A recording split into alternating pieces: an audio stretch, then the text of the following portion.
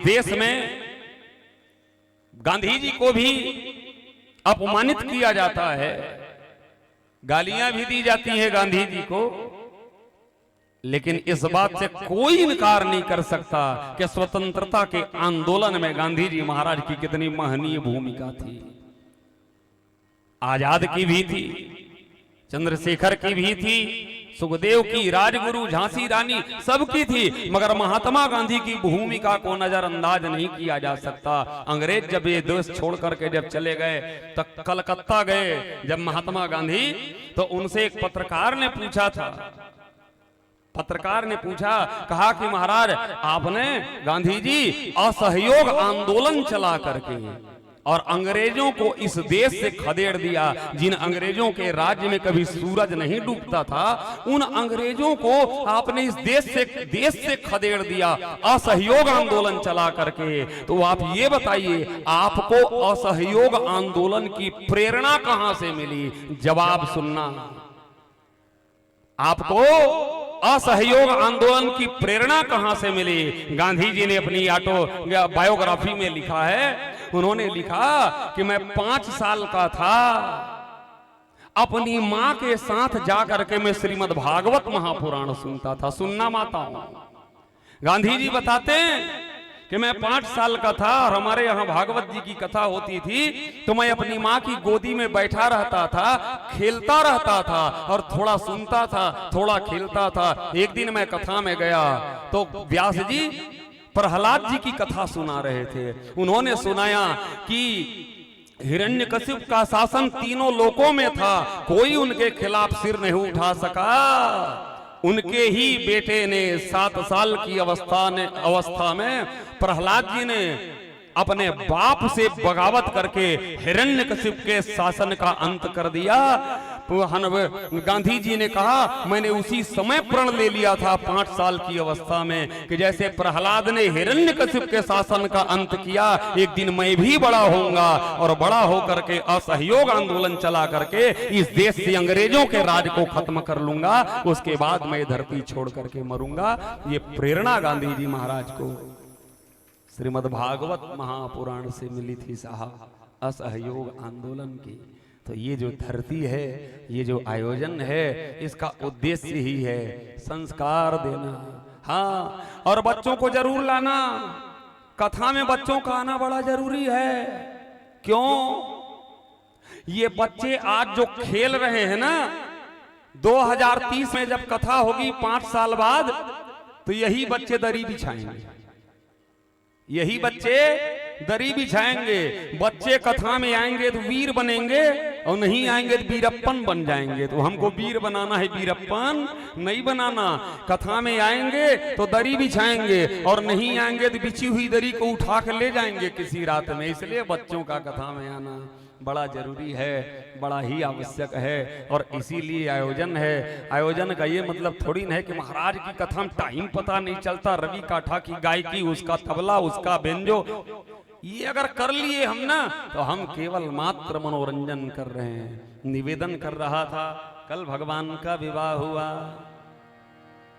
भगवान का विवाह रुक्मिणी जी महाराज के साथ हुआ, रुक्मिणी देवी के साथ भगवान का विवाह हुआ।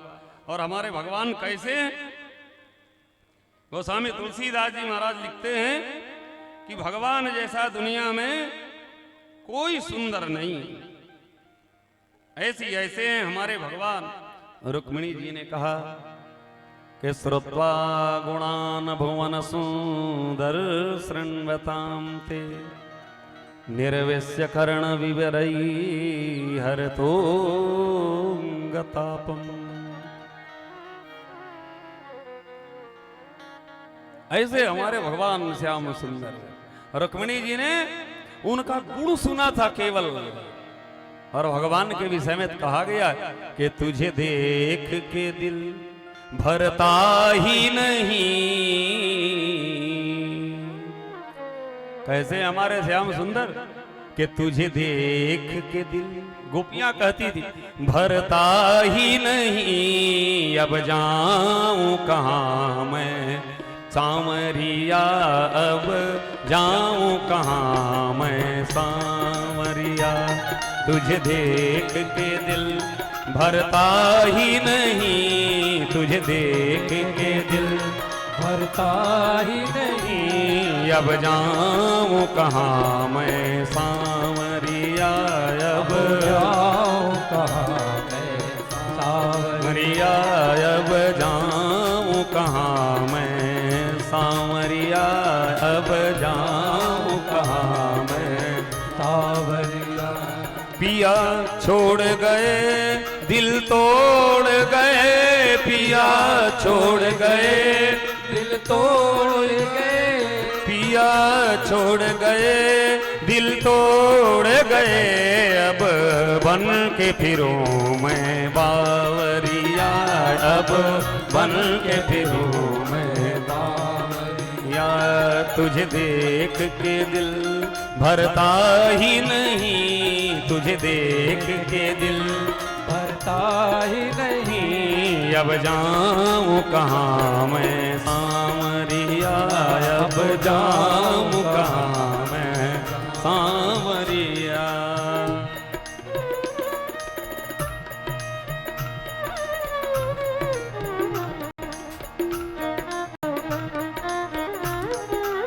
जय हो।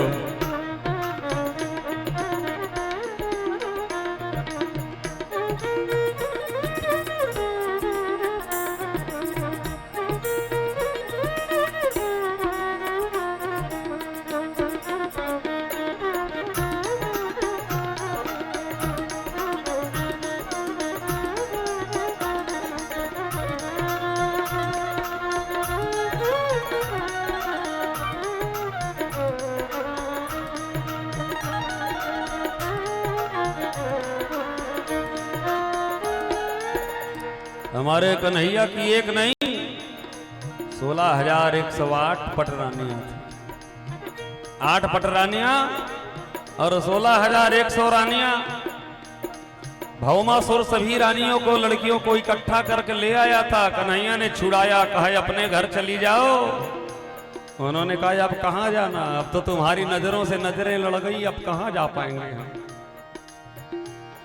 तिरछी चितवन बाकी है अदा, तिरछी चितवन बाकी है अदा, तिरछी चितवन बाकी है अदा, तिरछी चितवन बाकी है अदा।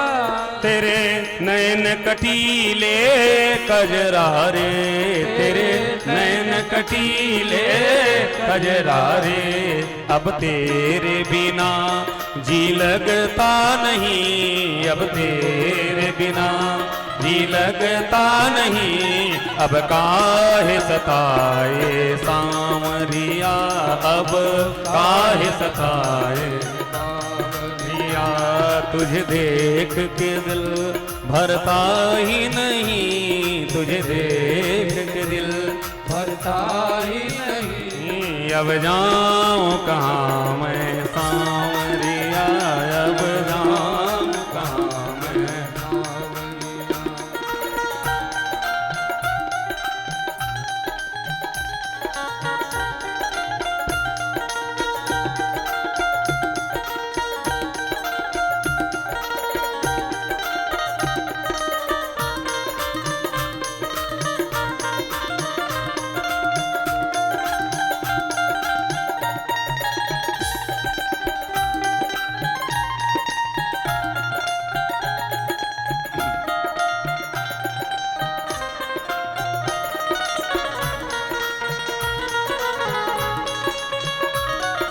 Yeah.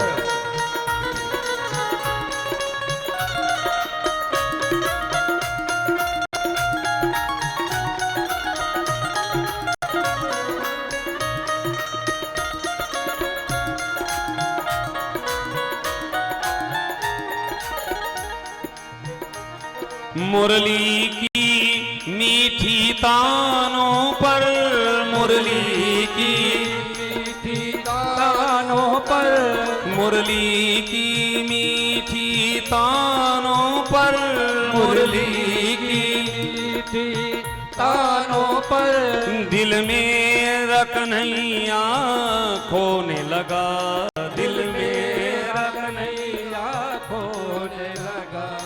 अब जाके सुना दे धुन मुरली, अब आके सुना दे धुन मुरली। अब मिल भी जाओ सांवरिया, अब मिल भी जाओ सांवरिया।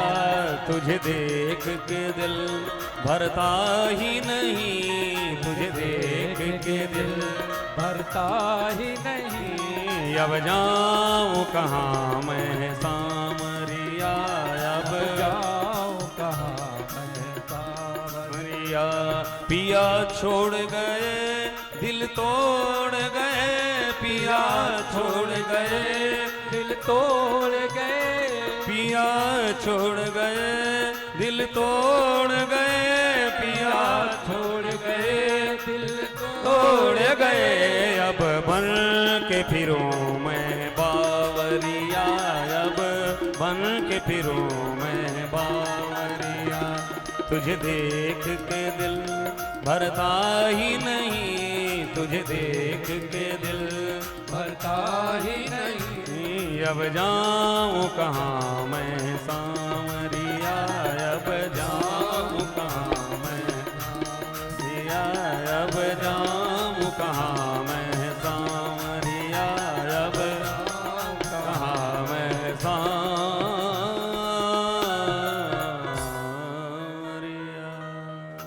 ऐसे हमारे भगवान 16,108 विवाह हमारे भगवान ने किया।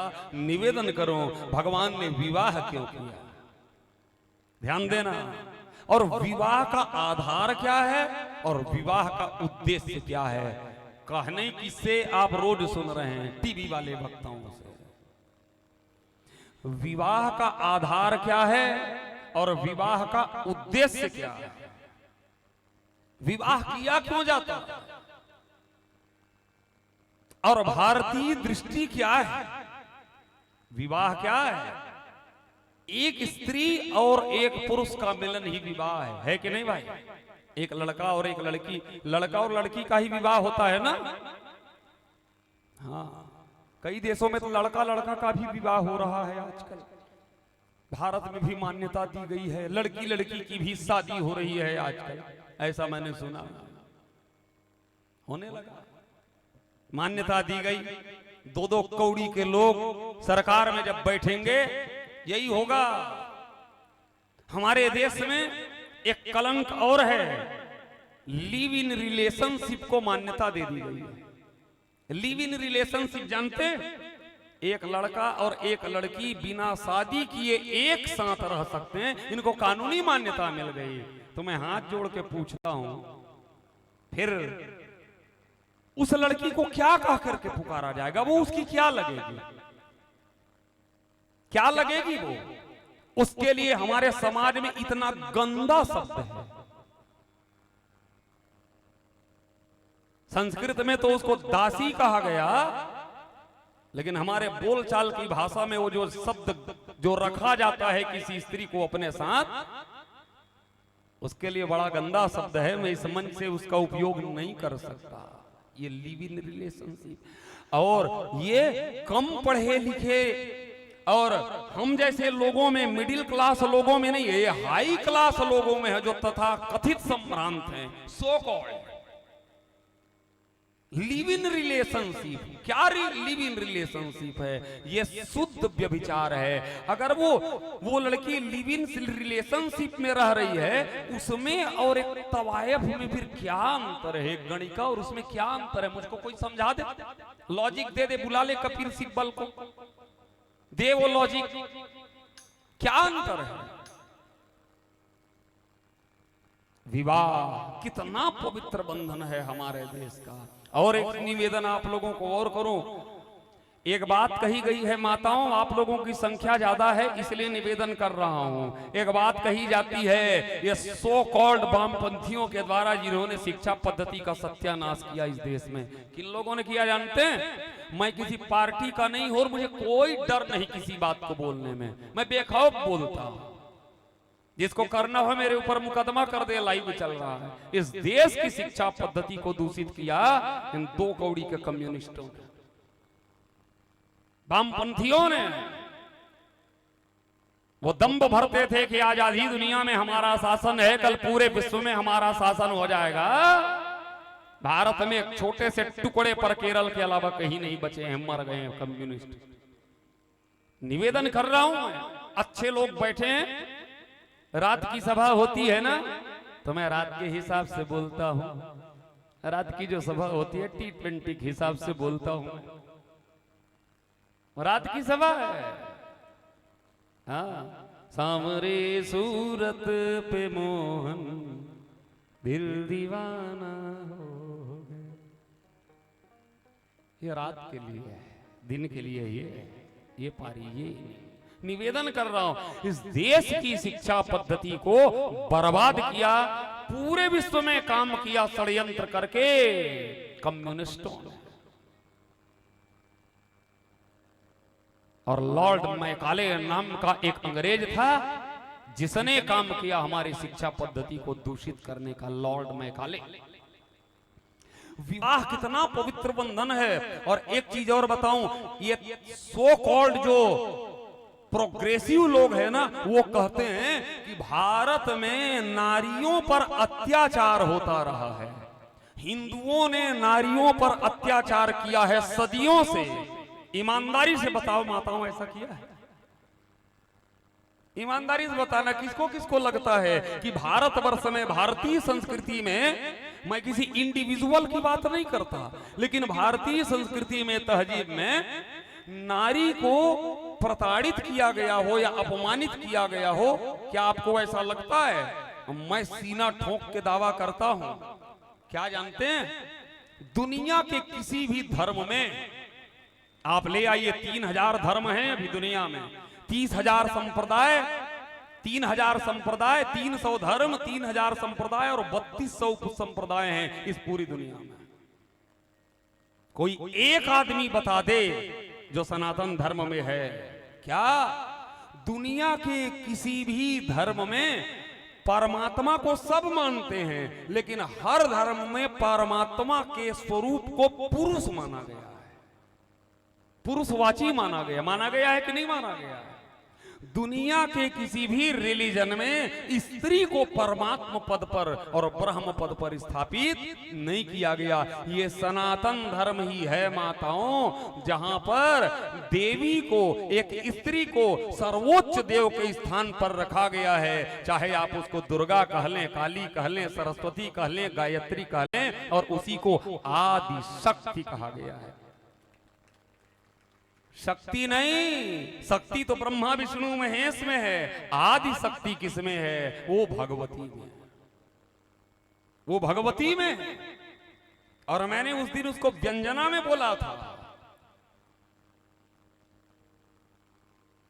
रक्षा दुर्गा मैया कर रही है, शिक्षा सरस्वती मैया दे रही है, भोजन अन्नपूर्णा मैया दे रही है, और ज्ञान गायत्री मैया दे रही है, और मोक्ष गंगा मैया दे रही है।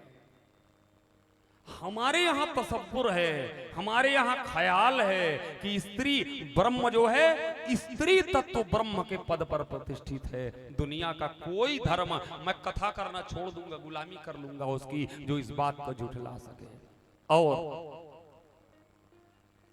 केवल और केवल आप 3 दृष्टियां देखिएगा। अच्छे लोग और पढ़े लिखे लोग बैठे हैं, हमारे विद्यालय से गुरुजन लोग भी सब आए हुए हैं। 3 दृष्टियां हैं नारियों को देखने की, 3 दृष्टियां। एक है यूरोप की दृष्टि, एक है अरबियन कंट्रीज की दृष्टि, गल्फ की, और एक है भारत की दृष्टि। तीनों की दृष्टि में अंतर बताता हूं मैं आपको। गल्फ कंट्रीज में, इस्लामिक देशों में औरत को हिजाब और बुर्के में रखा जाता है। वो बुर्का पहनेगी और हिजाब में रहेगी। क्यों? क्योंकि उनके अनुसार औरत एक प्राइवेट प्रॉपर्टी है। Woman is A only private property. आज भी वहां स्त्रियों की खरीद फरोख्त तो होती है, चाहे बुर्ज खलीफा बना लें, संस्कृति अभी भी रसातल में है उनकी। निवेदन कर रहा हूं, अच्छे लोग बैठे हैं इसलिए। एक अरब की दृष्टि है जहां कहते हैं इसको कोई ना देख सके। क्यों? क्योंकि ये मेरी प्राइवेट प्रॉपर्टी है, ये मेरी प्राइवेट प्रॉपर्टी है। एक दृष्टि यूरोप की है, पश्चिम की है, वहां पर स्त्री को प्रॉपर्टी तो माना गया मगर प्राइवेट नहीं, पब्लिक प्रॉपर्टी माना गया।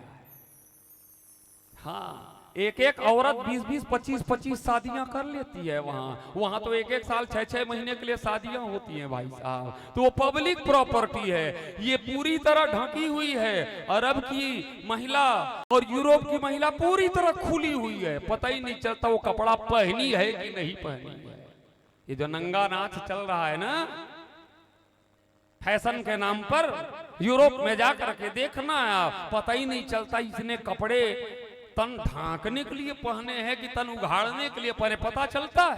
नंगा नाच चल रहा है साहब, नग्नता फैशन में है। तो एक दृष्टि अरबियन कंट्रीज की है, गल्फ की है, एक दृष्टि यूरोपियन कंट्रीज की है। एक में पूरी तरह बंद है और एक में पूरी तरह खुली हुई है, और एक भारत की दृष्टि है नारी के संबंध में। नारी के संबंध में एक दृष्टि है। हमारे यहां पर्दे में नहीं रखा गया है, हाँ बिल्कुल नहीं, याद रखना माताओं, पर्दे में नहीं। वो जो पर्दा प्रथा जो शुरू हुई थी ना, पर्दा घूंघट यहां तक, वो विदेशी आक्रांताओं से अपनी बहन बेटियों को बचाने के लिए हुई थी माताओं। विदेशी आक्रांता हमारी बहन बेटियों को उठवा के ले जाते थे, इसलिए यहां तक के घूंघट की प्रथा थी। लेकिन हमारी दृष्टि क्या है सनातन की, कि स्त्री की साड़ी का पल्लू उसके सिर पर रहना चाहिए। कहां पर? सिर में, सिरोभाग में उसका पल्लू यहां पर रहना चाहिए। अब इसके पीछे का लॉजिक मैं बताऊंगा तो मैं 7 दिन यही बताता रह जाऊंगा। क्यों जानते हैं? क्योंकि यहां पर स्त्री की मांग होती है, मांग। अच्छा, विवाह जब होता है, मैं विवाह पर बोल रहा हूं ना, विवाह जब होता है तो लड़का क्या भरता, मांग में क्या भरता है? क्या भरता है? सिंदूर ना, सिंदूर। मांग में सिंदूर भरता। और मांग किस जगह को कहते हैं? संस्कृत में उसको कहते हैं सीमंत। मांग किस जगह को कहते हैं ये जानना चाहिए माताओं आपको। छोटी छोटी गुइया, छोटे छोटे ग्वाल, ये तो टीवी वाले रोज नचवा रहे हैं, इससे कुछ नहीं होने जाने वाला। मांग किस जगह को कहते हैं? और याद रखना, कुमकुम नहीं भरा जाता विवाह में, सिंदूर भरा जाता है। कुमकुम और सिंदूर का अंतर जानते हो कि नहीं जानते हो? हाँ, सिंदूर अलग है, कुमकुम अलग है। सिंदूर भरा जाता है कहां पर? मांग में। ये बिल्कुल। और मांग किस जगह को कहते हैं स्त्री के? ये जो नाक की सीध का जो स्थान है यहाँ पर, इसको कहते हैं मांग। यहां से लेकर के वो यहां तक रहता है, उसको कहते हैं मांग, बिल्कुल सीध में। जैसे मास्टर साहब हम तिलक करते हैं दोनों भौहों के बीच में, ये हमारा ब्रह्मरंध्र है। और स्त्री का यहां पर है, यहां हम तिलक करते हैं और स्त्री यहां मांग में सिंदूर लगाती है। और वो जो सिर के बीचों बीच का जो स्थान है ना माताओं, ये आपके पति देव का है। किसका है? प्राणनाथ का, स्वामी का, पति देव का। ये बीचों बीच ये पति देव हैं। पर आजकल फैशन के दौर में कई पति देव यहां से खसक के यहां आ गए रहते, कई पति देव खसक के यहां आ गए। कुछ पति देव का पता ही नहीं बेचारे कहां गुमशुदा है। ये मांग, और मांग में सिंदूर भरवाया जाता है। और सिंदूर मांग में क्यों? किसी भी डॉक्टर से, आज तो एडवांस टेक्नोलॉजी आ गई जो हम करोड़ों साल पहले कहे, जानते हैं क्यों यहीं पर सिंदूर क्यों भरा जाता है? क्योंकि 72,000 नाड़ियां हमारी खोपड़ी में है, और मन को नियंत्रित करने वाली जो नस है स्त्री की, वो बिल्कुल सिरोभाग पे रहती है, वहीं पर। और सिंदूर सबसे वजनदार तत्व है, क्योंकि उसमें एक तत्व होता है जिसको कहते हैं पारद, पारा। उसको वहां पर भरा जाता है ताकि उसमें दबाव बनी रहे, और उसमें जब दबाव जब बना रहता है तो स्त्री का मन चंचलता को त्याग करके अचलता की ओर जाता है, इसलिए सिंदूर भरा जाता है माताओं। और आंचल, और याद रखना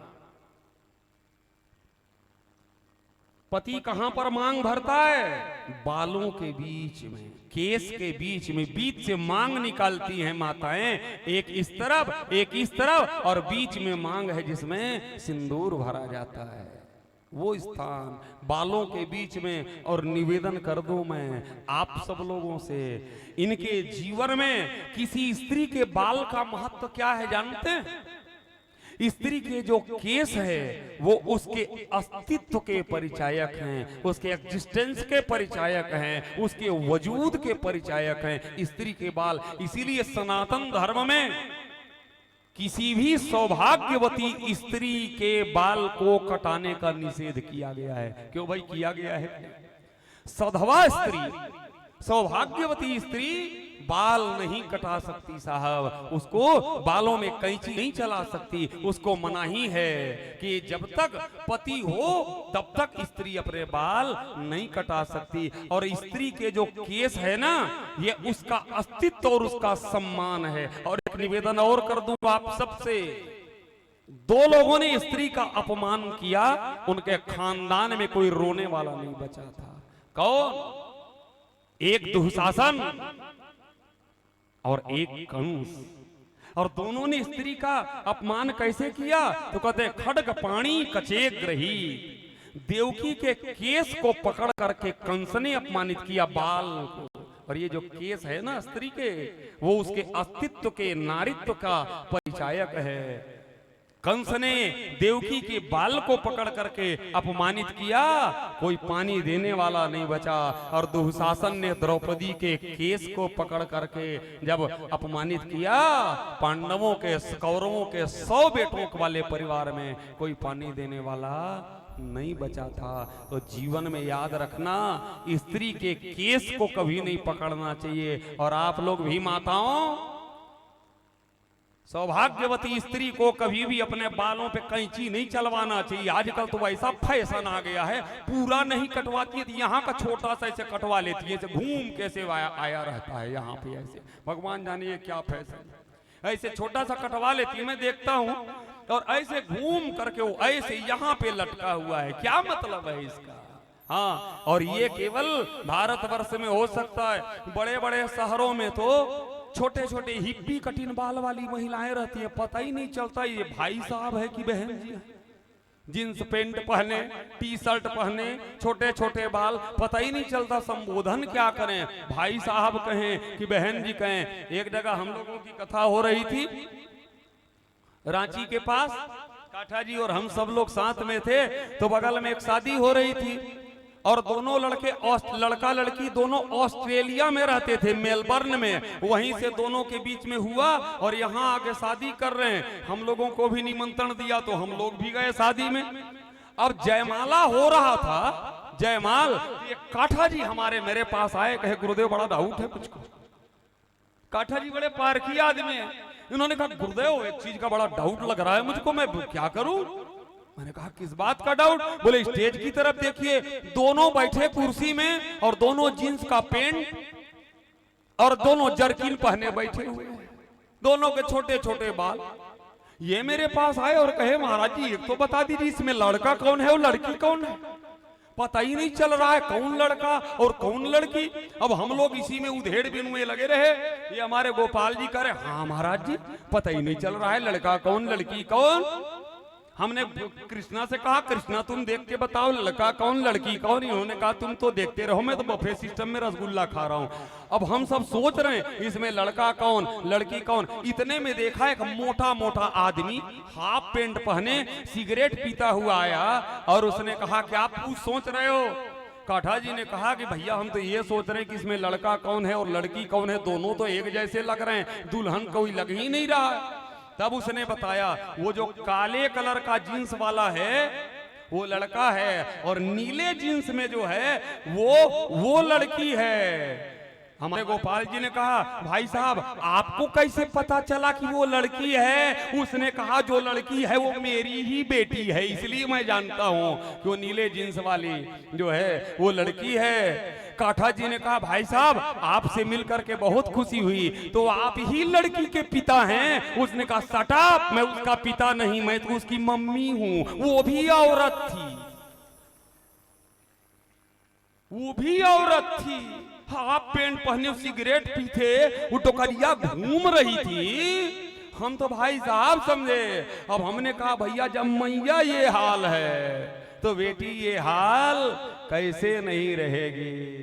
तो मेरा निवेदन है कि भगवान विवाह करते हैं और विवाह एक संस्कार है, और अगर हमारे जीवन में अगर संस्कार ना हो तो हमारा जीवन जो है वो व्यर्थ है। बोलो भक्तवत्सल भगवान की। एक भजन आप काठा जी से सुने, फिर आगे निवेदन करो।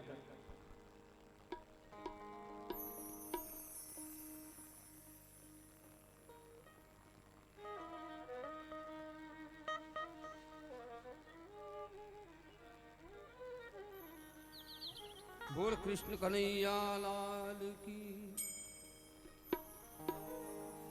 बाके बिहारी देना सहारा,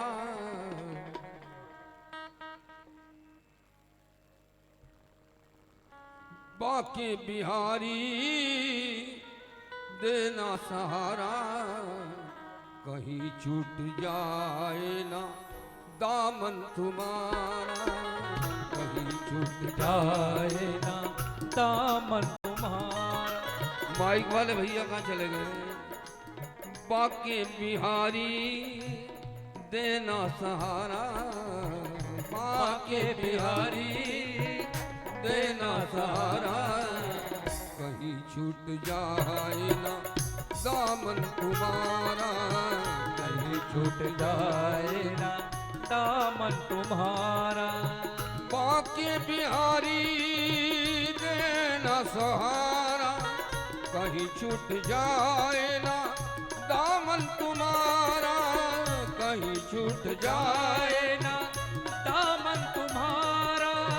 प्यारे कन्हैया जय हो देना सहारा, ओ प्यारे कन्हैया देना सहारा, कहीं छूट जाए ना दामन तुम्हारा, कहीं छूट जाए ना दामन तुम्हारा।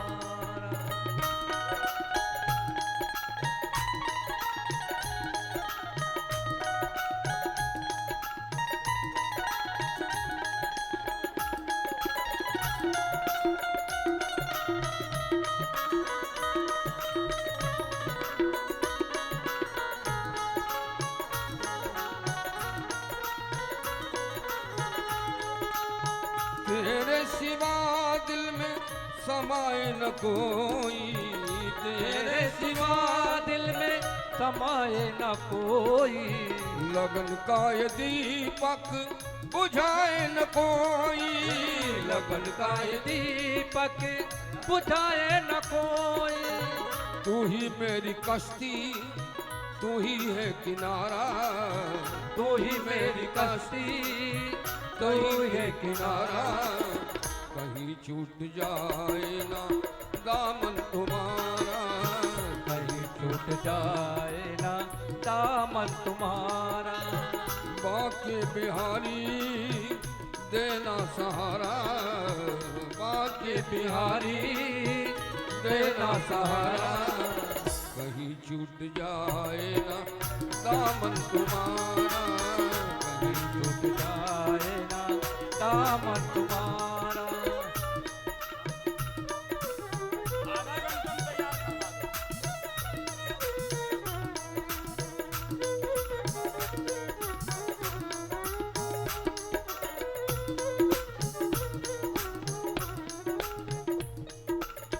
बाके बिहारी देना सहारा, बाके बिहारी देना सहारा, कहीं छूट जाए ना दामन तुम्हारा, कहीं छूट जाए ना दामन तुम्हारा। का गान गाता रहूं जय हो। तेरे नाम का। माइक वाले भैया जहाँ भी हो यहाँ बता रहे हैं, तेरे नाम का गान गाता रहूं मैं, तेरे नाम का गान गाता रहूं मैं।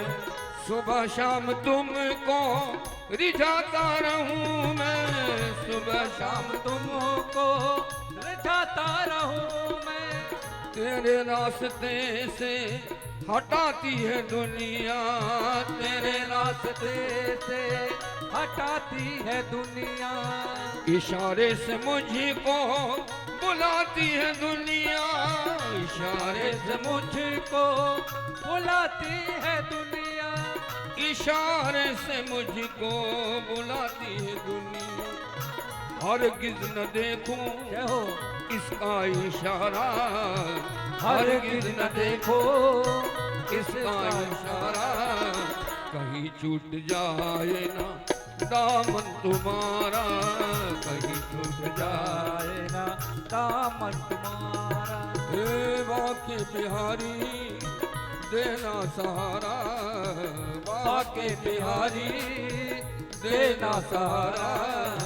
कहीं छूट जाए ना दामन तुम्हारा, कहीं छूट जाए ना दामन तुम्हारा।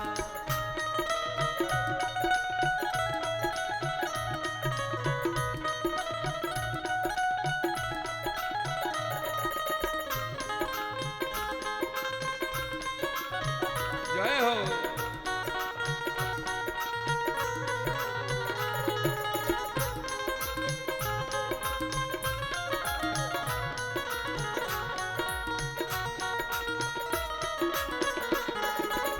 सम्मान्य अध्यक्ष महोदय की तरफ से 100 रुपए भेंट हुए कन्हैया के भजन पे। अंतिम लाइन बड़ी खूबसूरत है।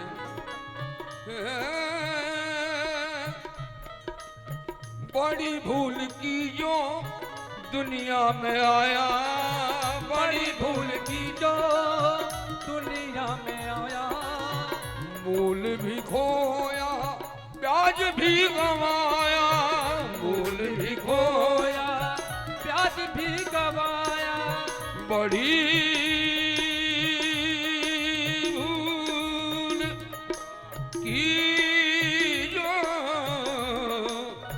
बड़ी भूल की जो दुनिया में आया, बड़ी भूल की जो दुनिया में आया।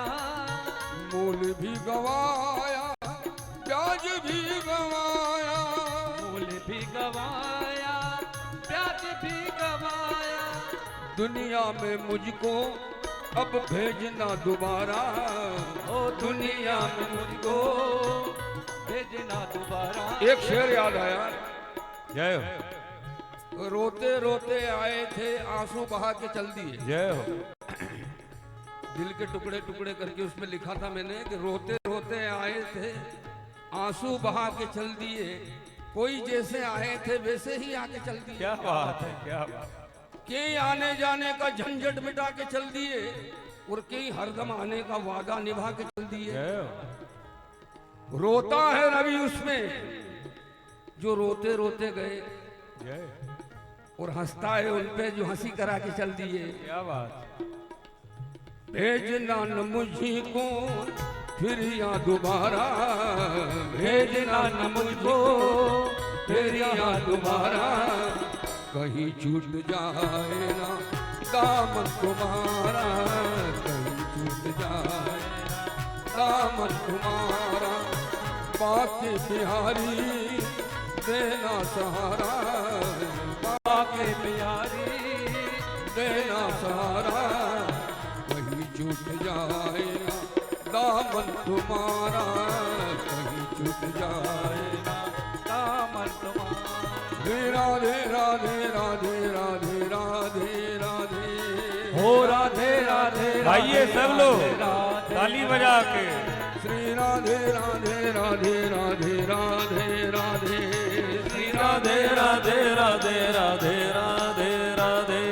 श्री राधे श्री राधे श्री राधे श्री राधे श्री राधे श्री राधे। जय हो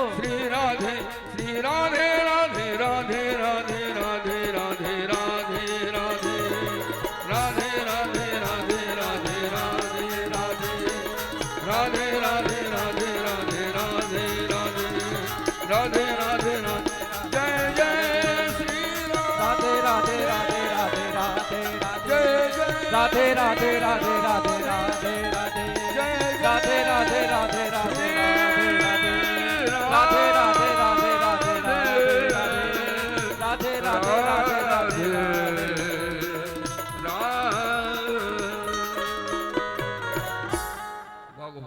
क्या बात, क्या बात। एक बार जोरदार ताली बजाएं। जो गोपाल जी तबला बजा रहे हैं भगवती जगदम्बा सरस्वती के गांव के हैं। क्या बात। पूरी दुनिया में एक ही मंदिर है मां शारदा का, और दोनों हस्तियां वहीं की हैं। इनके तो दर्शन मात्र से हम लोग सफल हो गए। मैयर के आप दोनों हैं, बहुत खुशी की बात है। बोल सरस्वती मात की जय हो। निवेदन कर रहा था मैं, भगवान के अवतार का उद्देश्य क्या है। मर्त्यावतार सिंहमर्त शिक्षणम, और भगवान ने विवाह किया। लोग ये जो साधु बन गए रहते हैं ना, वो लोग गृहस्थियों को गालियां देते हैं। कुछ लोग नफरत करते हैं। मेरे भाई बहन, जितने भी भगवान ने जन्म लिया, किसी साधु के घर किसी भगवान ने जन्म लिया है? क्यों माताओं? किसी बैरागी साधु के घर किसी भगवान ने जन्म लिया है? सबने किसके घर में जन्म लिया है? एक गृहस्थ के घर में जन्म लिया। विरक्त के घर में भगवान का जन्म कभी नहीं हुआ। सारे भगवान किसके घर आए? गृहस्थ के घर में। और इसलिए 4 आश्रम हैं। आश्रम कितने होते हैं? 4। वर्ण कितने हैं? 4। कौन कौन से? ब्राह्मण, क्षत्रिय, वैश्य और शूद्र, ये 4 वर्ण हैं। सनातन धर्म को ये छोटी छोटी गुइयां तो रोज हो रहा है टीवी में, इसको छोड़ो। आप अपने धर्म को थोड़ा सा जाने। 4 वर्ण, ब्राह्मण, क्षत्रिय, वैश्य और शूद्र। इसका तात्पर्य क्या है? कहते हैं कि ब्राह्मणों से मुखमासीद बाहु राजन्य कृतः उरु तदस्य यद वैश्य पद्भ्याग भूम शूद्रो अजायत। ब्राह्मण, क्षत्रिय, वैश्य और शूद्र क्या है? हर व्यक्ति ब्राह्मण है, हर व्यक्ति क्षत्रिय है, हर व्यक्ति वैश्य है और हर व्यक्ति शूद्र है। क्यों? कहा कि विराट पुरुष का मुख जो है ब्राह्मणों से मुखमासी, इसका मतलब आपका मुख ब्राह्मण है, क्योंकि वो ज्ञान देता है। बाहु राजन्य कृता,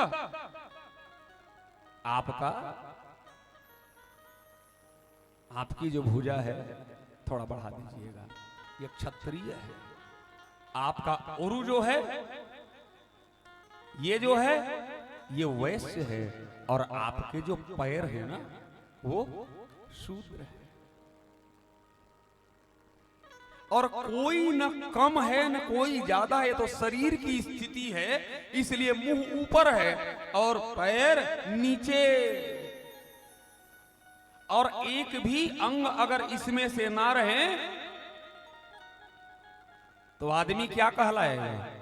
विकलांग। एक भी अंग अगर पैर ना रहे, उंगली भी ना रहे, तो उसको क्या कहेंगे? विकलांग। मोदी जी ने नया नाम दे दिया दिव्यांग, पर है तो एक्चुअल में वो विकलांग ना, विकल अंग।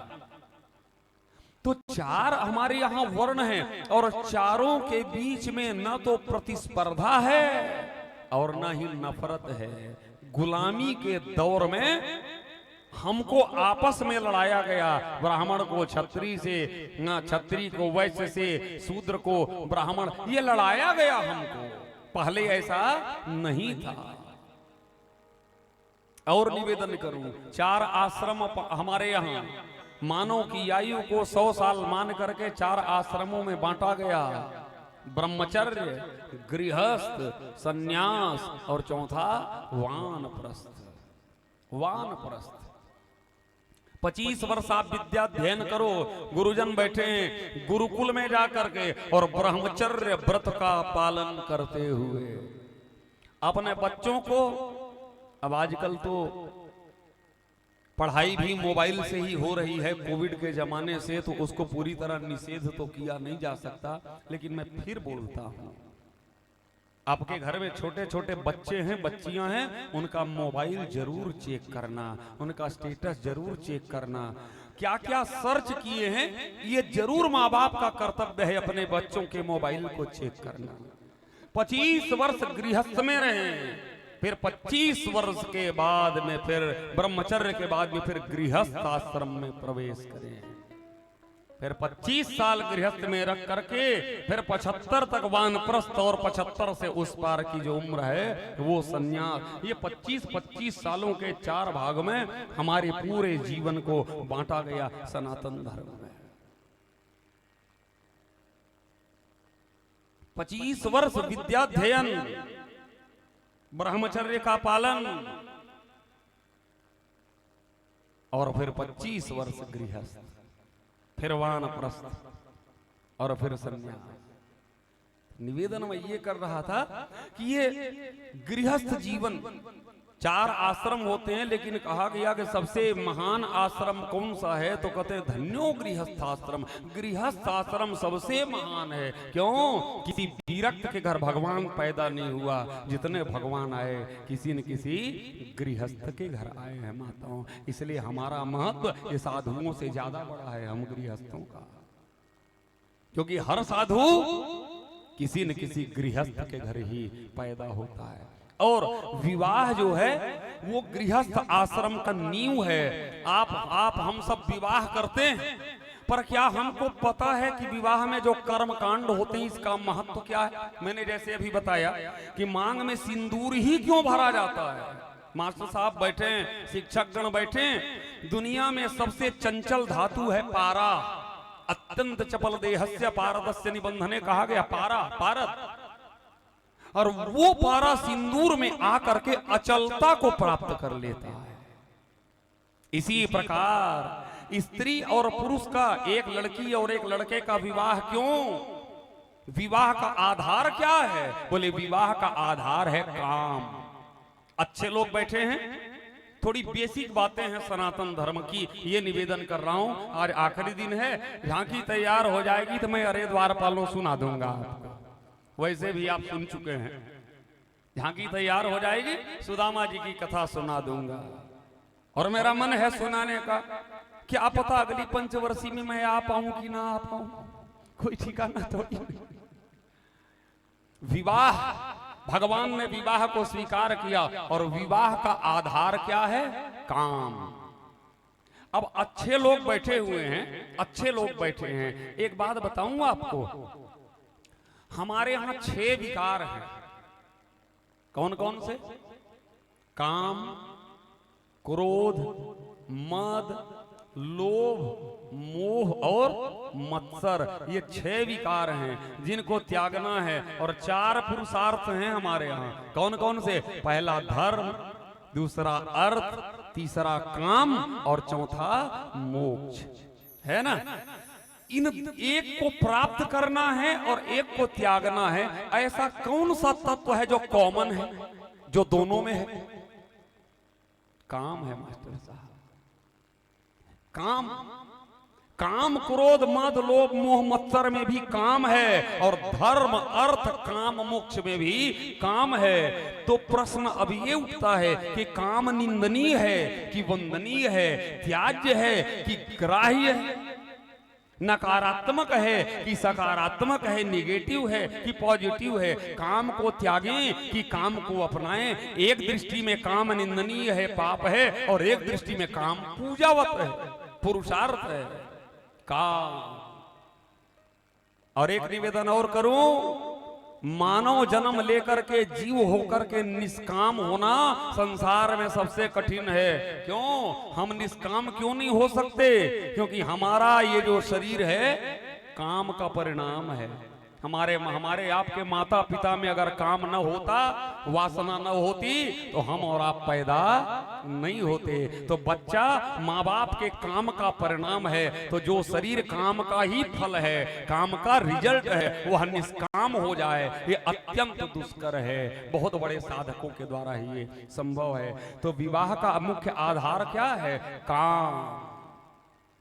और काम के नियंत्रण के लिए ही विवाह है। एक लड़की के मन का काम, मन की कामना सारे संसार में जा रही है। विवाह के द्वारा सर्वदेशी काम को एक देशी बनाया गया कि हे कन्या, तेरे मन की जो कामना है वो सारे संसार में विस्तृत न रहे, एक जगह तेरा काम स्थित हो जाए। इसके लिए ये जो तेरा पति है, इसी से तेरी कामना पूर्ति होगी, और ये जो तेरी पत्नी है ये तेरी कामना की पूर्ति करेगा।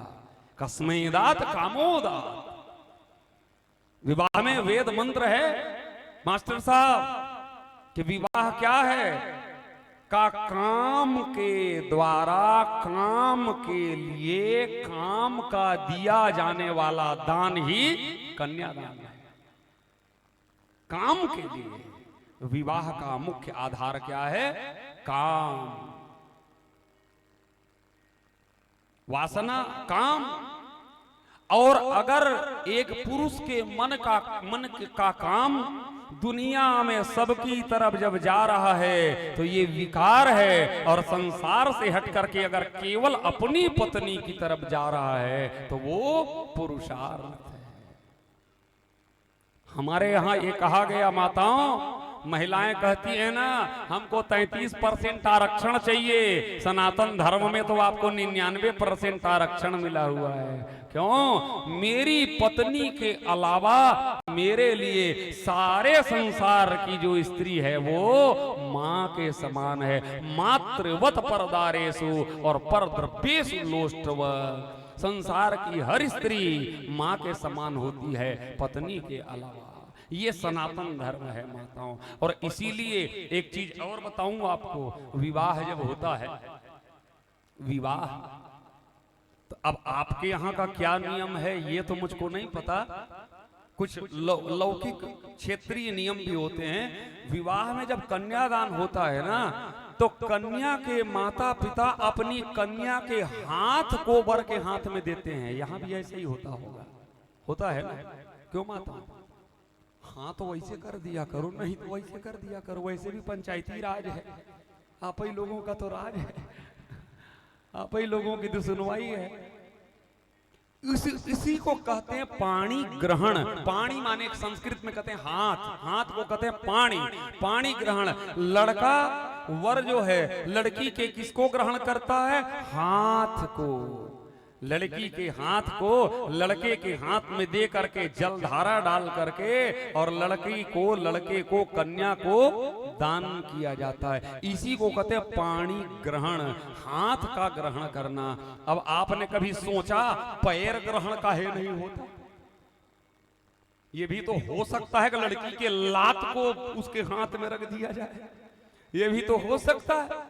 हाँ हाँ, ये हमारे ये इसकी जब शादी हुई, ये पेड़ वाले की जब शादी हुई तो मैं बारात गया था।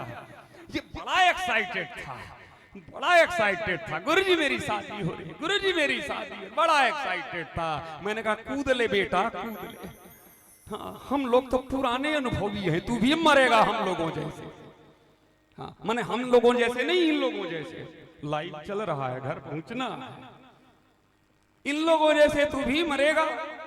हाँ, ये बड़ा खुश था। गुरुजी मेरी शादी हो रही, गुरुजी मेरी शादी हो, गुरुजी मेरी शादी हो रही। अब हम सब लोग बैठे, अब लड़की आ रही थी, बड़ा एक्साइटेड था। गोपाल जी से कह रही है, गोपाल जी लड़की आ रही है, गोपाल जी लड़की आ रही है। बगल में काठा जी बैठे, काठा जी लड़की आ रही है। लड़की आई, अब लड़की आई खड़ी थी सखियों के साथ।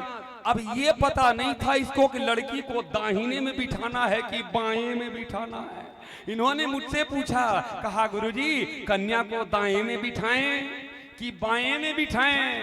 बगल में काठा जी खड़े थे। उसने कहा बेटा एक काम कर, जहां जगह मिले वही बैठा ले।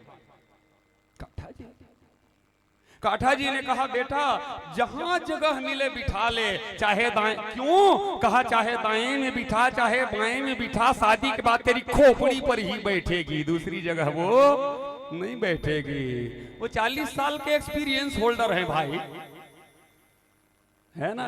विवाह जब होता है तो कन्या के हाथ को, कन्या के दोनों हाथ को वर के दोनों हाथ में दिया जाता है। इसका मतलब क्या है?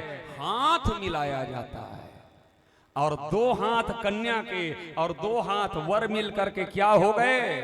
4 हाथ। और हमारे यहां शब्द क्या है? लड़के को क्या कहते हैं? दूल्हा, और लड़की को दुल्हीन। अब भोजपुरी में इसका मतलब क्या बनता है? दूल्हा दुल्हीन। 2 आपने लिया और 2 आपने लिया। 4 पुरुषार्थ हैं, उसमें 2 आपके जिम्मे और 2 आपके जिम्मे। धर्म स्त्री के जिम्मे, अर्थ पुरुष के जिम्मे, काम स्त्री के जिम्मे और मोक्ष पुरुष के जिम्मे। धर्म आप करती हैं माताओं, ये नहीं कर सकते धर्म मरम कभी। ये तो भिखमंगे को भीख न दें, ये तो कटोरा से छीन लें उसके। हाँ, ये नहीं करते धर्म मरम। सारा धर्म आपने लिया हुआ है। ओ सारा धर्म जो है एक स्त्री ही कर सकती है। हाँ, सब लोग यही करती है। सारे धर्म, तीज का व्रत ये करेंगी, सावन सोमवारी ये करेंगी, जब से प्रदीप बाबा आए हैं तब से पशुपति का व्रत यही करेंगी। कर रही हो ना? 16 सोमवार का व्रत ये करेंगी, तीज का व्रत ये करेंगी, और करवा चौथ तो करेंगी ही करेंगी। हाँ, करवा चौथ का नाम सुनकर के बेचारा कितना दुखी हो जाता है ना? अब ईमानदारी से बताना, आप करवा चौथ का व्रत करती हैं पति की आयु बढ़ाने के लिए, तीज का व्रत करती हैं पति की आयु बढ़ाने के लिए, श्रावण सोमवार का व्रत करती हैं पति की आयु बढ़ा, आप करती हैं ना व्रत। इन लोगों ने कभी व्रत किया है पत्नी की आयु वर्धक व्रत? बोलो भाई, आपने कभी किया है पत्नी की आयु बढ़ाने वाला व्रत? किया हो तो बताओ। शास्त्र में एक भी व्रत नहीं है जो पत्नी की आयु बढ़ाने वाला। सारे व्रत यही बेचारी करती हैं, आपकी आयु बढ़ाने वाला। हाँ, ये हमारे गोपाल जी तो एक दिन कहे गुरुजी हमारे साथ बड़ा अन्याय हो रहा है। क्यों? पत्नी जब चाहे पति को निपटा देती है। पत्नी जब चाहे पति को निपटा दे। क्यों? करवा चौथ का व्रत तोड़ दे पति निपट जाए, तीज का व्रत तोड़ दे पति निपट जाए। हमारे लिए एक भी व्रत ऐसा नहीं है कि हम लोग तोड़े कि इनको खांसी तक आ जाए, जुकाम तक हो जाए। एक भी व्रत नहीं है। मतलब धर्म आपके जिम्मे, पूजा आप करती हैं। अब यहीं पर अंदाज लगा लो, गणना करवा लीजिए सरपंच साहब, सर्वेक्षण करवा लीजिए। आप लोगों की संख्या ज्यादा है कि इन लोगों की संख्या ज्यादा है? किसकी संख्या ज्यादा है? कितनी खुश है, आपकी संख्या ज्यादा है। क्यों? क्योंकि ये धर्म का मंच है। तो धर्म आपके स्त्री के जिम्मे और अर्थ की व्यवस्था पुरुष के जिम्मे। एक बात याद रखना, मैं और किसी गलत भाव से नहीं बोल रहा हूं, अन्यथा मत लीजिएगा। अर्थ की जिम्मेदारी हमेशा पुरुष की होनी चाहिए। अगर कोई विशेष परिस्थिति ना हो तो, कोई विशेष परिस्थिति ना हो तो अर्थ की जिम्मेदारी पति पर होनी चाहिए। धर्म आपके हिसाब से, अर्थ की व्यवस्था ये, और काम का जिम्मा स्त्री के ऊपर है। क्योंकि स्त्री ही काम को नियंत्रित कर सकती है। तो धर्म आप करेंगी, अर्थ ये अर्जन करेंगे, काम आपके जिम्मे और मोक्ष आपके जिम्मे। मोक्ष के लिए प्रयास करना, मुमुक्षा जगाना, ये किसकी जिम्मेदारी है? ये पुरुष की जिम्मेदारी है। इसलिए 4 पुरुषार्थ कब प्राप्त होते हैं? जब 4 हाथ एक साथ मिलते हैं। 2 हाथ कन्या के और 2 हाथ वर के, तो दूल्हा और दुल्हीन। 2 आपने लिया और 2 आपने लिया। और स्त्री और पुरुष मिल करके कितने भुजा हो गए? कितने हाथ हो गए? 4 ना, चतुर्भुज हो गए ना। और हमारे यहां 3 देवता प्रतीक देखें आप सनातन धर्म का, सिंबॉलिक है, ये पिक्टोरियल है, प्रतीकात्मक है। 4 हाथ, 4 हाथ किस देवता के हैं माताओं? किस देवता के 4 हाथ हैं? सशंख चक्रम सकिरीट कुंडलम सपीत वस्त्रम सरसीरुहेक्षणम सहार वक्ष स्थल कौस्तुभ श्रियम नमामि विष्णु शिरसा चतुर्भुजम। किसके हैं चार हाथ? बोले विष्णु भगवान के। शंख चक्र गदा पद्म वनमाला विभूषितम। एक में शंख, एक में चक्र, एक में गदा और एक में पद्म। चार हाथ किस देवता के? बोले विष्णु भगवान के। और तीन देवता हैं, एक ब्रह्मा, एक विष्णु, एक शंकर जी। तो ब्रह्मा पैदा करने वाले, शंकर जी संहार करने वाले और भगवान विष्णु पालन करने वाले ना। चार हाथ वाला क्या करता है? पालन करता है। और परिवार का और समाज का पालन वही कर सकता है जिसके पास चार हाथ हो। चार हाथ, दो हाथ पति के और दो हाथ पत्नी के। कितने हाथ हुए? चार। और एक निवेदन और करूं, धर्म वही कर सकता है जिसकी पत्नी की सहभागिता हो। आप कोठी में भर ले चावल, पत्नी देगी तब। और अगर पत्नी अच्छी है तो खूब धर्म करोगे। पत्नी कहीं ताड़का जैसी आ गई घर में तो मर ही जाओगे, कुछ नहीं कर पाओगे। एक आदमी हनुमान चालीसा का पाठ कर रहा था। जय हनुमान ज्ञान गुण सागर, जय कपीस तीन लोक उजागर। उसकी पत्नी आई और पत्नी ने आकर के कहा, अरे बकोधियानी, वहां गैस का सिलेंडर खत्म हो गया है, तू हनुमान चालीसा का पाठ कर रहा है, रोटी तेरा बाप बनाएगा कि हनुमान जी आके बनाएगा? बेचारा बिना दोहा पूरा हुए स्कूटी पे सिलेंडर रखा और भरवाने चला गया। पत्नी अगर अनुकूल हो तब आदमी धर्म कर सकता है। और इसीलिए कहा गया है माता कि एक ही धर्म एक व्रत ने मां, काय वचन मन पति पद प्रेमा। एक ही धर्म एक व्रत ने मां, काय वचन मन पति पद प्रेमा। एक ही धर्म एक व्रत ने मां, काय वचन मन पति पद प्रेमा। एक ही धर्म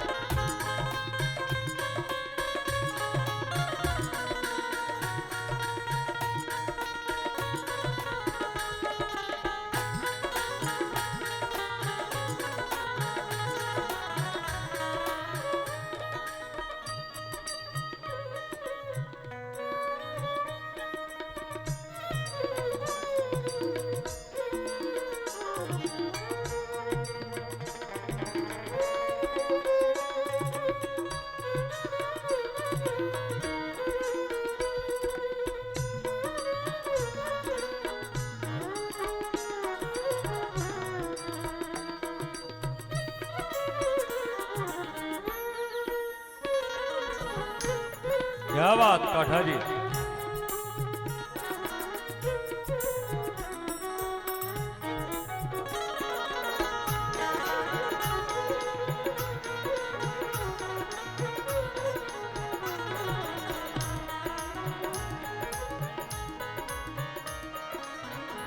एक ही धर्म एक व्रत ने मां, एक ही धर्म एक व्रत ने मां, काय वचन मन पति पद प्रेमा, काय वचन मन मां। एक ही धर्म एक व्रत ने मां, काय वचन मन पति पद प्रेमा। एक ही धर्म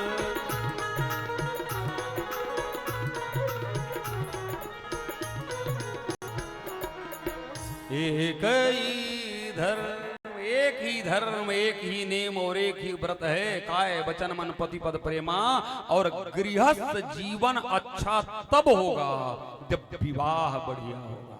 याद रखना, आज सबसे बड़ी विकृति आ गई है हमारे संस्कारों में, विवाह संस्कार है। यही अंतर है अंग्रेजों में, विधर्मियों में और हम में। अंग्रेजों के लिए, अरबों के लिए विवाह सिर्फ एक कॉन्ट्रैक्ट है, कॉन्ट्रैक्ट है, अनुबंध है ना।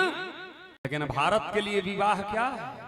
संस्कार है, 16 संस्कारों में से एक। इसलिए निवेदन करूं, इतने लोग बैठे हैं यहाँ, है ना, इतने लोग बैठे हैं, विवाह का अनुवाद हर भाषा में मिल जाएगा। हमारे यहाँ क्या कहते हैं? विवाह। मुसलमान लोग क्या करते हैं उसको?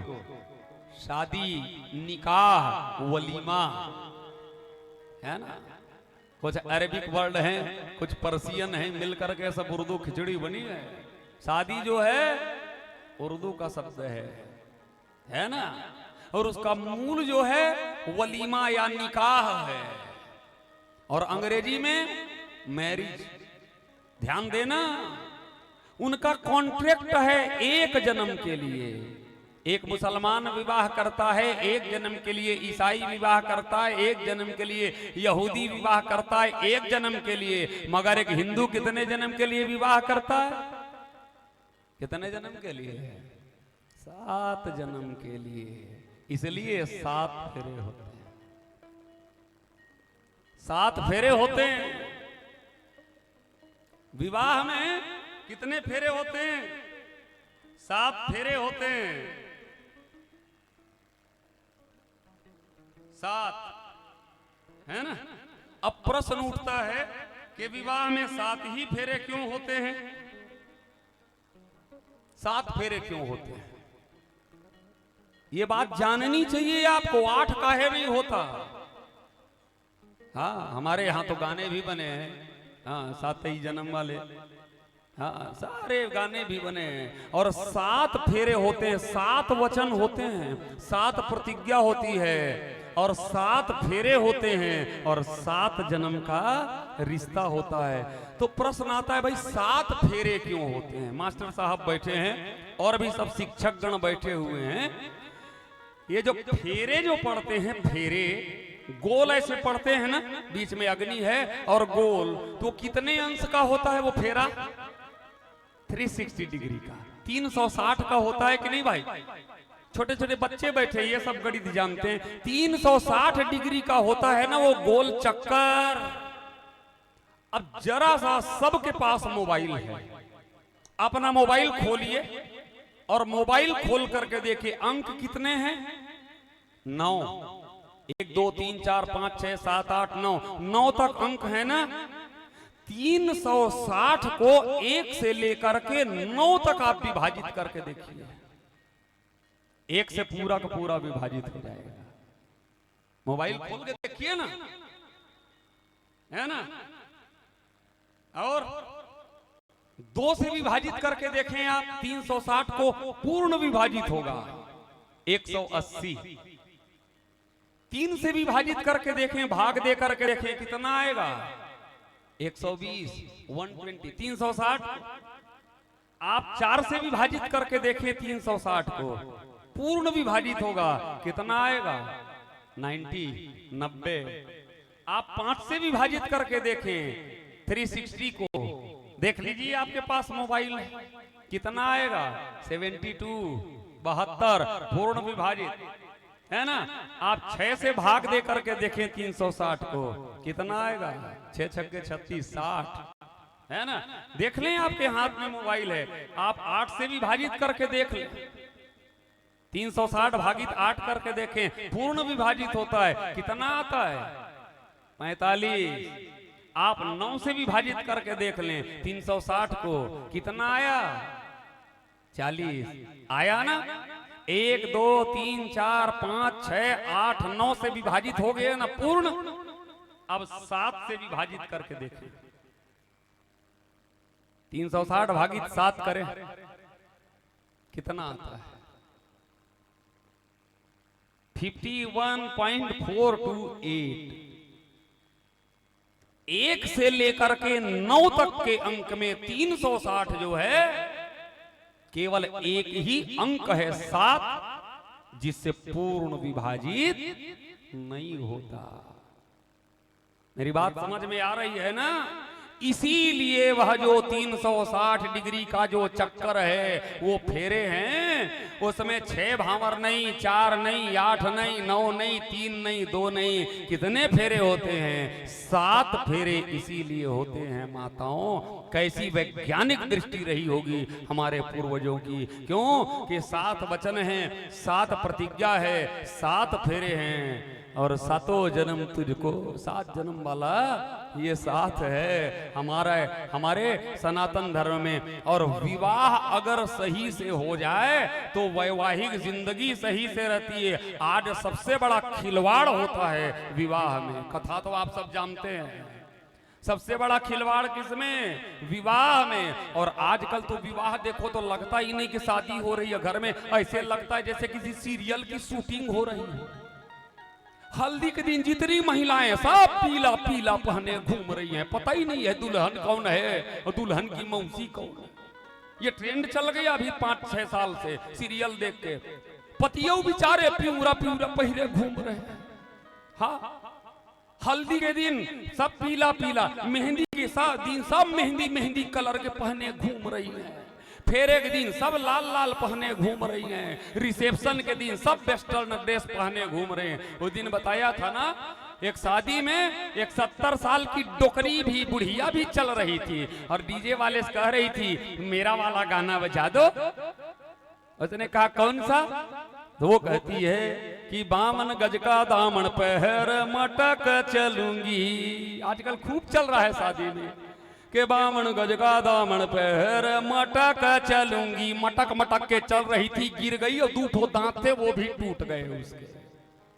ऐसा फैशन का चक्कर छाया है। लगता ही नहीं कि विवाह हो रहा है, लगता है किसी कोई शूटिंग हो रही है। और विवाह में जयमाल चलने लगा।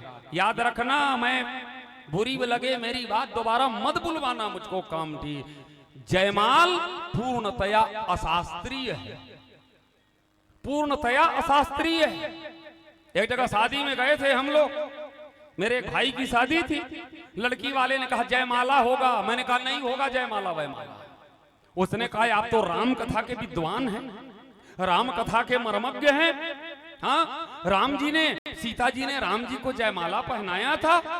हमने कहा राम जी ने धनुष तोड़ा था इसलिए पहनाया था, और मैं एक बांस का टुकड़ा इतना मोटा ले आया। मैंने कहा राम जी ने तो धनुष तोड़ा था, तुम बाप बेटा मिल करके बांस टेढ़ा कर दो, मैं जयमाला करवा दूंगा। पूर्णतया अशास्त्रीय है माताओं। जयमाल की जरूरत नहीं विवाह में, और नहीं होता था पहले। याज टीवी सीरियल देख देख, और उसमें भी कितना भोंडापन। शर्म आती है मुझको ये देख के। लड़की हाथ उठाती है जयमाला पहनाने तो स्टेज पर लड़के के जो दोस्त हैं लड़के को पकड़ के उठा रहे हैं। 4 लड़के लड़के को पकड़ के उठा रहे हैं। लड़की की बारी आई, 4 लड़के लड़की को पकड़ के उठा रहे हैं। पता ही नहीं चल रहा तुम लोग कर क्या रहे हो यार। कैसा विवाह है ये कैसा संस्कार है? कहां पर लिखा है कि ये भोंडा नाच हो, ये नंगा नाच हो, संस्कृति का अवमूल्यन हो।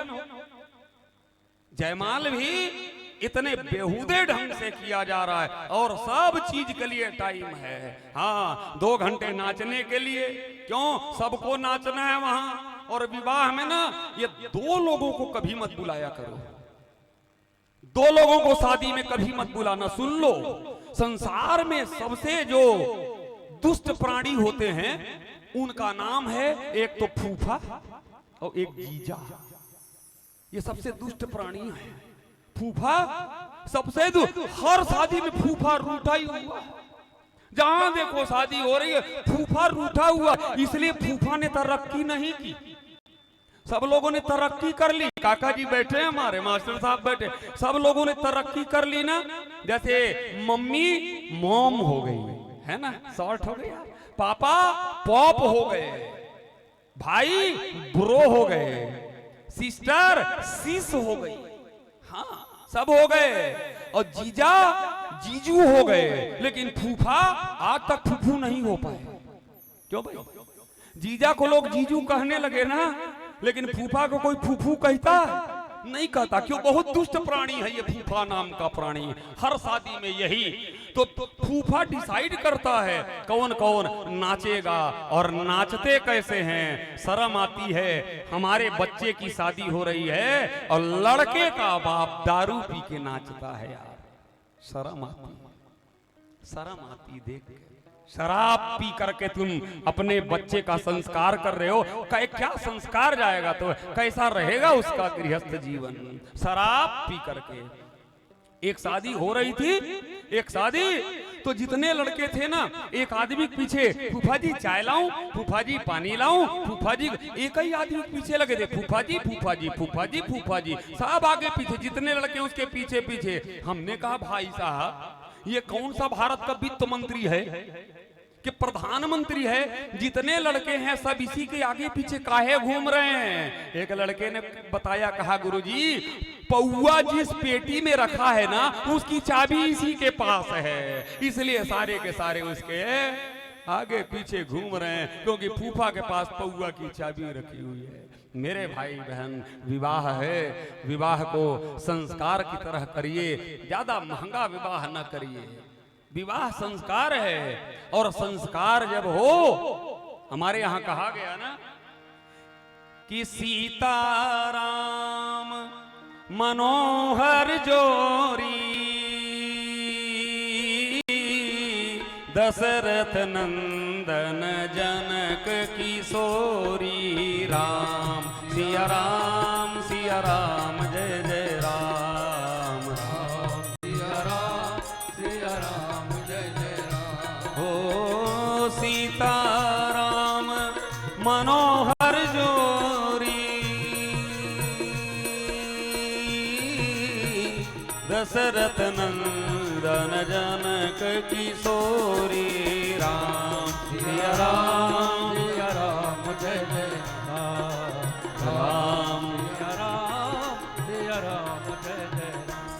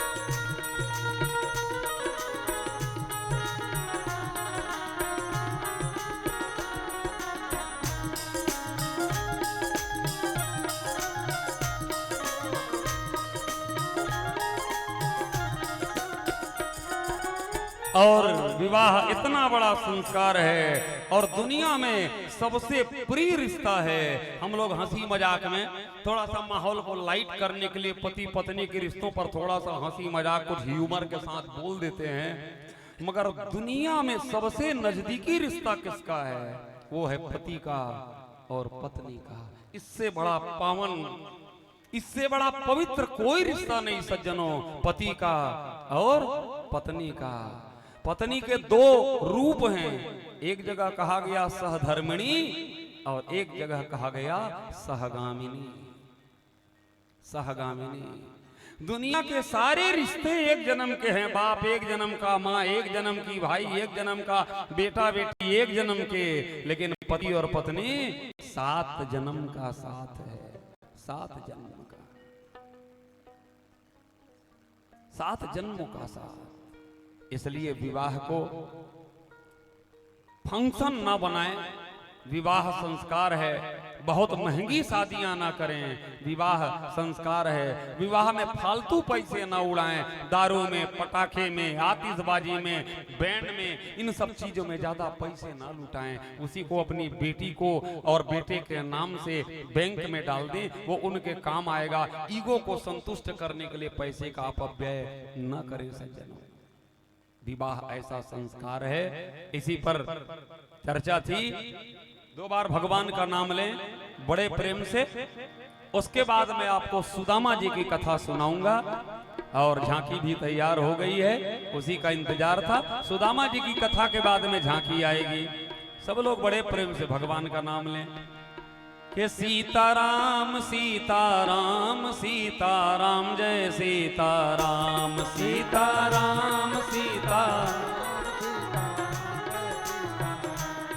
राजा राम राजा राम राजा राम जय राजा राम राजा राम राजा राजा राम जय राजा राम सीताराम सीताराम सीताराम जय सीताराम सीताराम सीताराम सीताराम जय सीताराम सीताराम सीताराम सीताराम जय सीताराम सीताराम सीताराम सीताराम जय सीताराम राजा राम राजा राम राजा राम जय राजा राम राजा राम राजा राम राजा राम जय राजा राम सीताराम सीताराम सीताराम जय सीताराम सीताराम सीताराम सीताराम जय सीताराम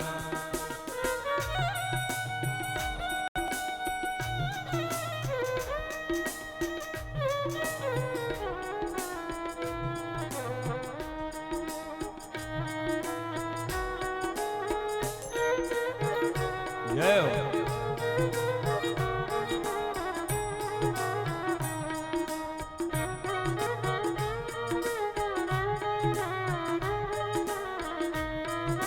जय हो।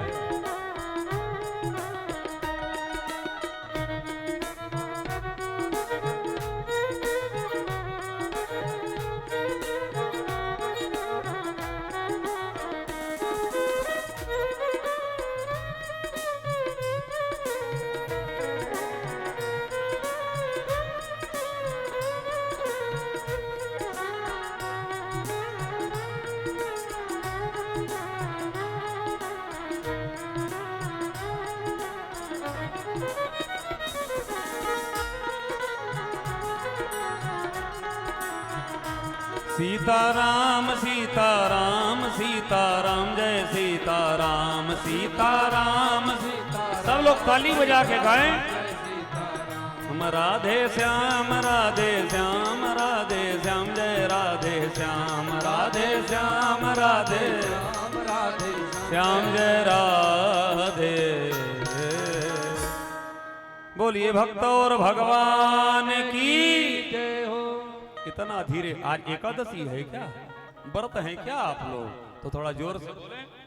बोलिए श्रीमद् भागवत महापुराण की जय हो। कृष्णस्यासीत् सखा कश्चित् ब्राह्मणो ब्रह्मवित्तम विरक्त इंद्रियार्थेषु प्रशांतात्मा जितेन्द्रियः। किसी नगर में एक सुदामा नाम के ब्राह्मण थे। थोड़ा ध्यान देना। भगवान कृष्ण के सखा, सखा शब्द क्या लिखा है? कृष्णस्यासीत् सखा कश्चित्। मित्र नहीं लिखा, सखा लिखा। हमारी हिंदी भाषा, हमारा संस्कृत कितना उन्नत है ना। सखा का अलग अर्थ है, मित्र का अलग अर्थ है, सुहृद का अलग अर्थ है। अंग्रेजी में सबके लिए एक ही शब्द है, फ्रेंड। बस यही ट्रेंड चल रहा है, फ्रेंड। हिंदी में सबके अलग अलग। हाँ, हमारे यहाँ देखने के कितने सारे शब्द हैं। अवलोकना माने देखना, विलोकना माने देखना, निरखना माने देखना, निहारना माने देखना, ताकना माने भी देखना, और झांकना माने भी देखना। कितने पर्यायवाची हैं माता। भगवान कृष्ण के सखा। सखा मतलब सह खेलत खादत इसी सखा, जो साथ खेले और साथ खाए उसका नाम सखा। कृष्ण स्यासीत सखा कश्चित ब्राह्मणो ब्रह्मवित्तमा। एक ब्राह्मण रहते थे, कैसे थे? विरक्त इंद्रियार्थेषु प्रशांतात्मा जितेंद्रिय। विरक्त थे और जितेंद्रिय थे। तस्य भार्या कुचैलस्य क्षुच्छामा च तथा विधा। उसकी पत्नी जिसका नाम था सुशीला। पति सुदामा तभी हो सकता है जब पत्नी सुशीला हो। पत्नी अगर ताड़का ब्रांड अगर मिल गई तो सुदामा सुसाइड कर ले। ब्राह्मण का नाम सुदामा और पत्नी का नाम सुशीला। कैसे हैं? विरक्त इंद्रियार्थेषु प्रशांतात्मा जितेंद्रिय। गरीबी थी, घर में कुछ नहीं था। कल काठा जी ने उसका वर्णन किया एक कवित्व के माध्यम से कि चूल्हा भी ठंडा, तवा भी ठंडा, आटे वाली मटकी भी खाली, चूहे भी उसके घर में नहीं जाते थे। ऐसी स्थिति थी, मगर विरक्त इंद्रियार्थेषु। लेकिन कभी शिकायत नहीं की उसने भगवान, कभी नहीं की। हाँ, क्यों? क्योंकि जानते हैं सच्चा गृहस्थ कौन है? कि सीताराम सीताराम। कैसे जिए? जिंदगी को मजेदार बनाना हो तो जानते हैं क्या करें? कि सीताराम सीताराम सीताराम कहिए, जाहि विधि राखे राम ताहि विधि रहिए। सीताराम सीताराम सीताराम कहिए, जाहि विधि राखे राम ताहि विधि रहिए। सीताराम सीताराम सीताराम कहिए, जाहि विधि राखे राम ताहि विधि रहिए। सीताराम सीताराम सीताराम कहिए, जाहि विधि राखे राम ताहि विधि रहिए। और कैसे रहे? मुख में हो राम नाम, साधु सेवा हाथ में। मुख में हो राम नाम, साधु सेवा हाथ में। साधु सेवा माने कुटुंब का पालन, धर्म में हाथ बटाना। मुख में हो राम नाम, साधु सेवा हाथ में। मुख में हो राम नाम, साधु सेवा हाथ में। तू अकेला नहीं प्यारे, राम तेरे साथ में। तू अकेला नहीं प्यारे, राम तेरे साथ में। और जीवन में अगर दुख आ जाए तो क्या करें? दुख आ जाए, दर्द आ जाए, अभाव आ जाए तो क्या करें? विधि का विधान जान, हानि लाभ सही है। जाहि विधि राखे राम ताहि विधि रहिए। विधि का विधान जान, हानि लाभ सही है। जाहि विधि राखे राम ताहि विधि रहिए। सीताराम सीताराम सीताराम कहिए, जाहि विधि राखे राम ताहि विधि रहिए। सीताराम सीताराम सीताराम कहिए, जाहि विधि राखे राम ताहि विधि रहिए।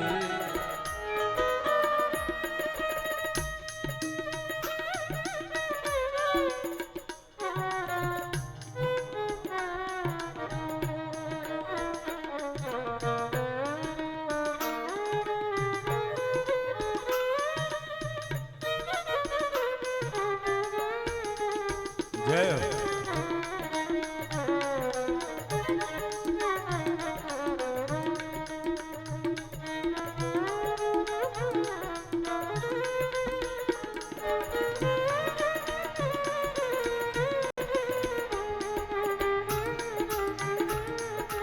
जय हो।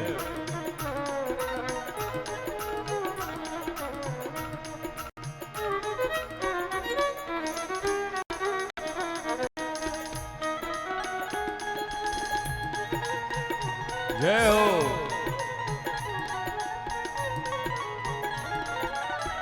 कवि कहता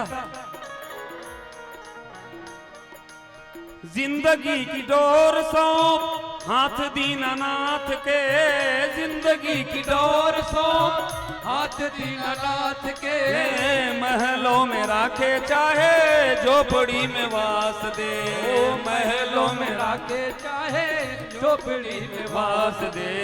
धन्यवाद निर्विवाद,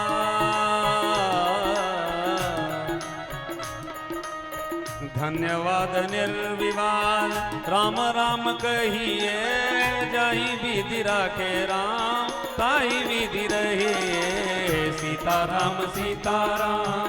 सीताराम कहिए चाहे विधि राखे राम, ताहे विधि रहे सीताराम सीताराम। कवि ने बड़ी गजब बात कही,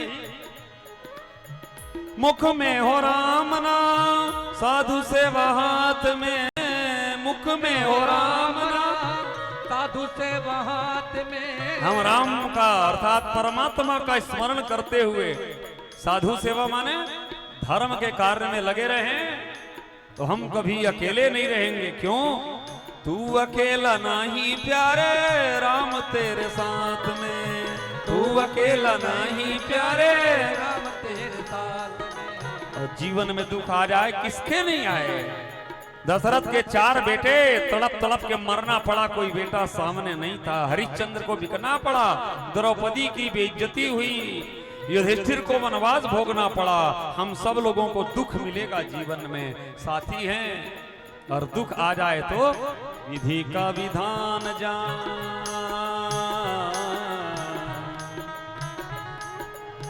विधि का विधान जान। हानि लाभ सही है जाई विधि राखे राम, ताई विधि रहिए सीताराम सीताराम। सीताराम कहिए चाहे विधि राखे राम, ताई विधि रहिए। ये है सुदामा जी के फिलॉसफी। विरक्त इंद्रियार्थेषु प्रशांतात्मा जितेंद्रिया। और सबसे बड़ा विरक्त वो विरक्त मैं उसको नहीं मानता जो हरिद्वार में जाकर के या हिमालय में या कुंभ में पड़ा हुआ है।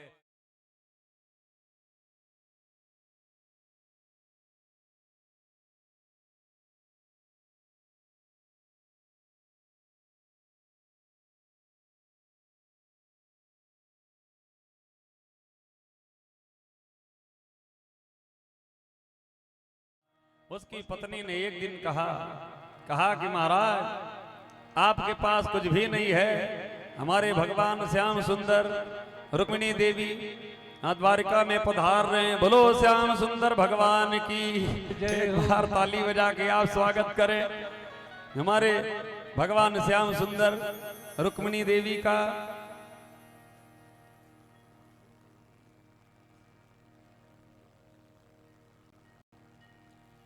एक कुर्सी और लाइए, आसन एक ही कैसे लगाए हैं द्वारपाल शैलेश भाई?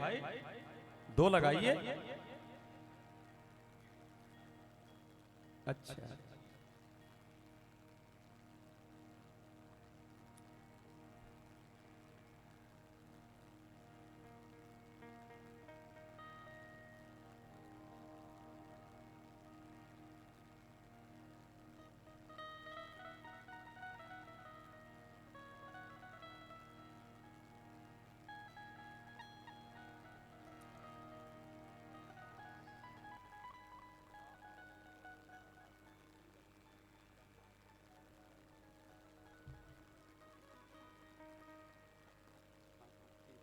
चेयर ले आइए।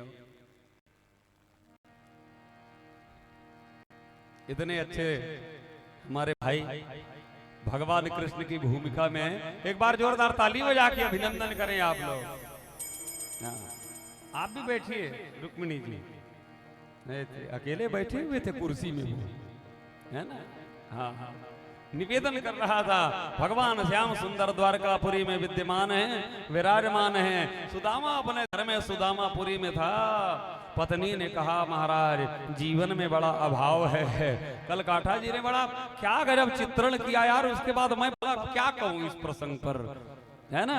चित्रण किया, सुदामा जी के पास कुछ भी नहीं था, लेकिन पत्नी ने कहा कि महाराज जाइए और जा करके कुछ मांग के लाइए कन्हैया से।